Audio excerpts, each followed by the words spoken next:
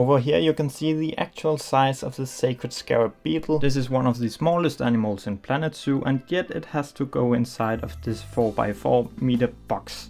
I will make it less deep as you can see here, but I will not otherwise change the size that much, which have been my focus in many of my other exhibit videos. But I need the full size, at least in the height today, because I'm putting an animal here in the background. As you can see, I ended up going with the camel, and that is because I want to educate a bit about what is kind of the big deal with the dung beetles, in this case the Sacred Scarab Beetles. The fact that they do roll a ball out of dung, typically from a larger herbivore.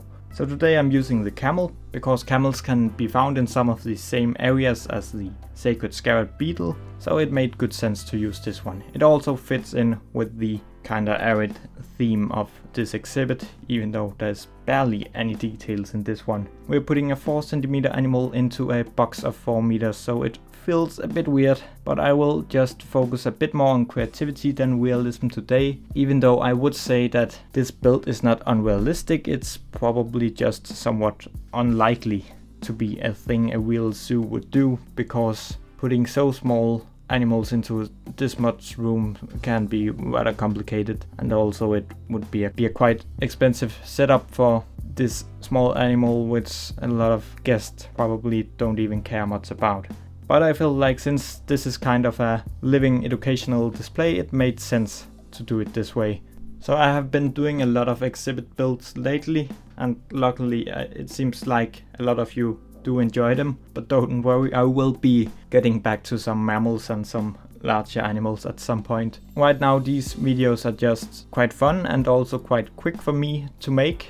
But I don't really have a whole lot of time to make videos and play Planet Zoo at the moment. But I still really want to keep my channel going right now.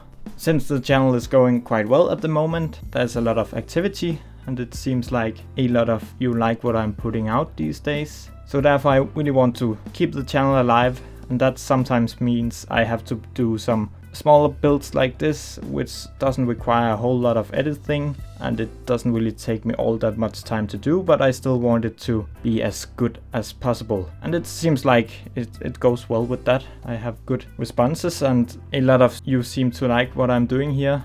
And if that's also the case today, then make sure to leave this video a like. That is the best way you can help me keep going. So since this exhibit felt a bit more unrealistic in some ways, I want to put in some more realistic details, like some ventilation in the top of it. You need that in terrariums, and also a door for the keeper.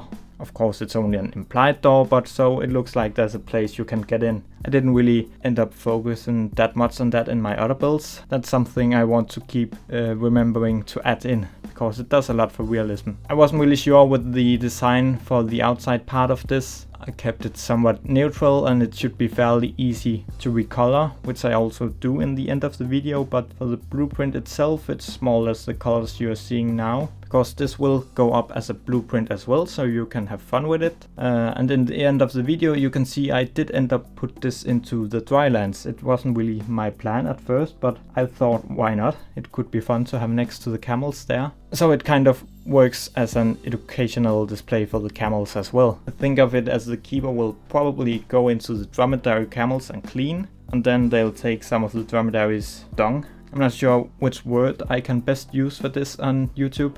But then they'll take some of that out of the enclosure and put it into the beetles here. I think there's a lot of good education in that. That's something I've seen in real life. I don't think you can buy these kind of beetles that often, but I believe there are some out there. But I have no idea if they are in America actually, where the Drylands is placed. But I like this too much to really care about it. Thought it was a fun idea. So small details now, and then in a moment we will see it in the Drylands. Hope you liked it, and go and check out the blueprint, and make sure to subscribe to the channel.